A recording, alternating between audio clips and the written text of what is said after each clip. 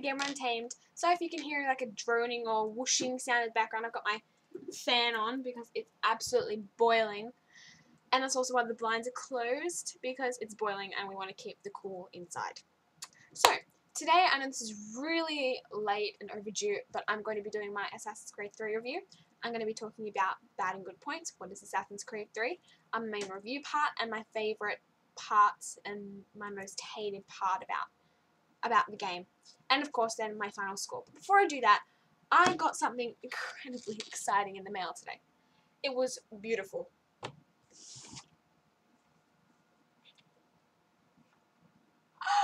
I was so excited. I got Mass Effect Homeworlds, and I got all of them put in one. And it's in a hardcover case, and it's so pretty. The pictures are gorgeous. Look at them. They're just so vibrant and gorgeous. Oh, I am going to be reading this all tonight, and I was so excited because my mum, when she came to pick me up from school, she said that you've got mail, and I'm like, oh, what is it? The comic books are here.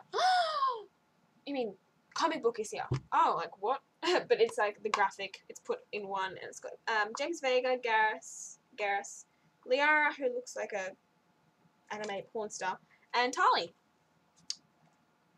Yeah. So I'm so excited. Mwah. Okay, let's get on with this review, shall we? Because that's enough about my sexy book and Liara's anime porn star look. So what is Assassin's Creed 3? Assassin's Creed 3 is a sandbox-style linear action-adventure game that is the 5th title in the Assassin's Creed series.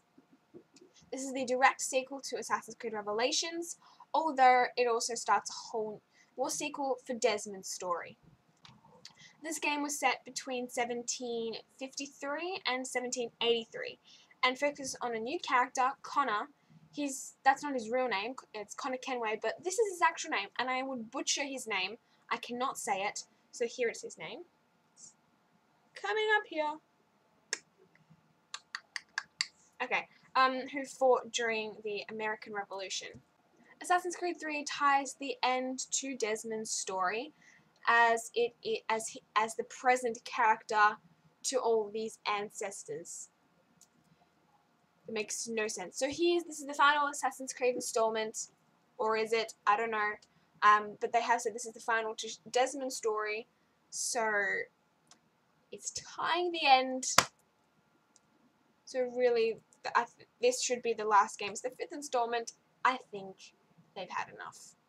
Okay, I've got my notes on what I believe is the good and the bad, so let's just go through them. Okay, the good. Let's start with the good. There's a relatively interesting storyline. And when I mean relatively, I mean the storyline is good, but it's not that good.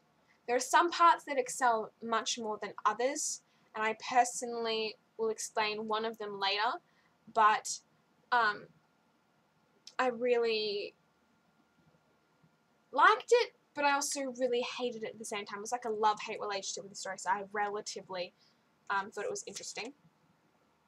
Under intense naval battles. So the battles that you had when you were on the open seas and you were a captain, I thought they were fantastic. All the explosions and the intense battle music was amazing, and it was perfectly put in there. Finally, we have some naval action. That's awkward. Naval action. Sexy. Hey, well done historical representation, and by that I mean the characters that are historical and factual have been put into. Sorry, I'm itchy. Have been put into this game extremely well. Benjamin Franklin, George Washington, they've all been incorporated in a specific way. And then lastly, I wrote a wide variety of enjoyable missions.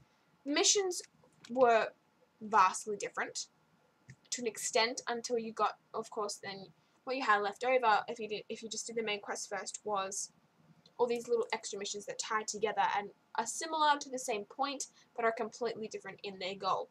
So I really enjoyed the missions. I thought they were fun. I thought they were interesting.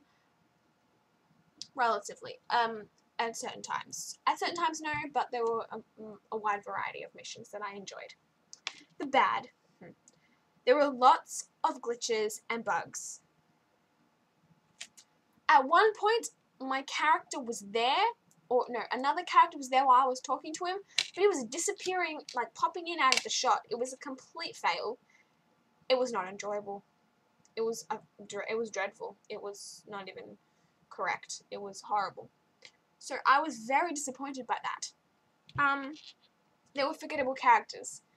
The characters were exceedingly forgettable. I did not enjoy the characters at all. The only characters that I can really vaguely remember were Achilles and, of course, Connor and Haytham. So, those are the characters, and Charles Lee, I think another one was. But they weren't, a lot of the other characters that were supposed to be main characters, I did not remember their names. I had absolutely no idea who they were. I was stuck. I mean, it was like, geez, it was horrible. It was awful. The character creation, not a top thing. Story is very slow moving. And I mean that it really takes forever to get to the main point of the story. Did I say more? No. Hunting mechanics are not useful. The mechanics aren't, because, like, you have heaps of tools. Bait, snares, the ropey thing, clues. You don't even use any of those. You run up to them and kill them from the tree, or you just use your little ropey hooky thing. Don't know what the name is called, but it's very useful, and you only need, like, one thing. One tool is enough.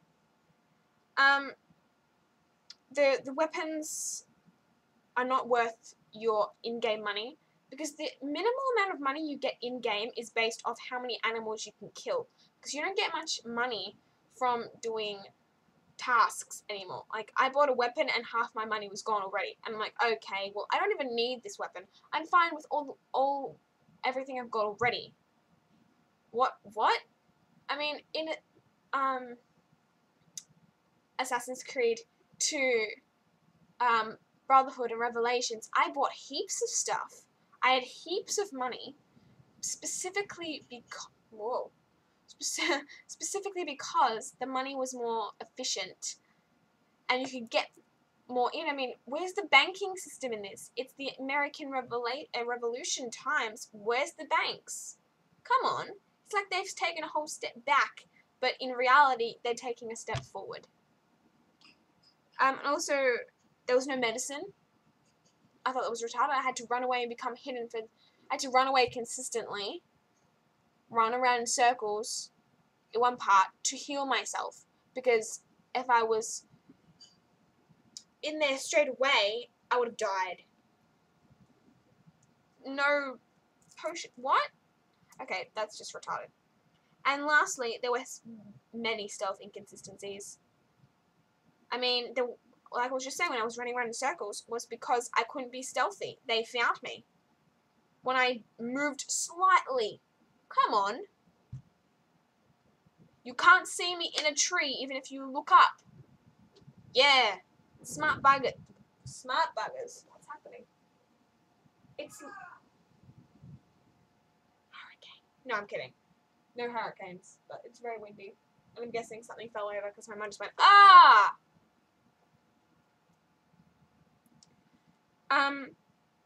Yeah, but another thing was, I was hiding in a bush. Like, where am I? Lower than that, like, yay high. Nothing. And they couldn't see me. As if my clothes didn't even blend in with green. It was like I was doing this.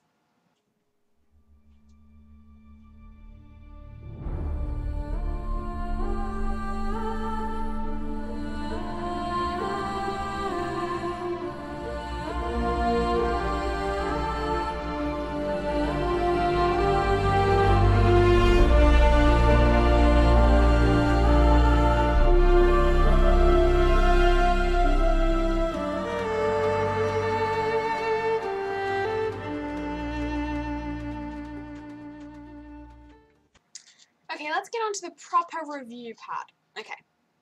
So you're probably wondering, who exactly is Connor Kenway, or whatever the name that I put up before. This one. Well, he is the son of a British man and the son to a Mohawk Indian, American Indian mother, who got together at some point which appears in the film. It's a little cutscene that shows you that they're sort of together, but doesn't actually show you what's happening because that's just creepy.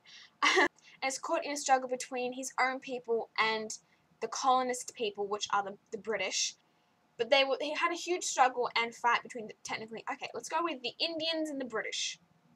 American Indians, Native Americans, and the British.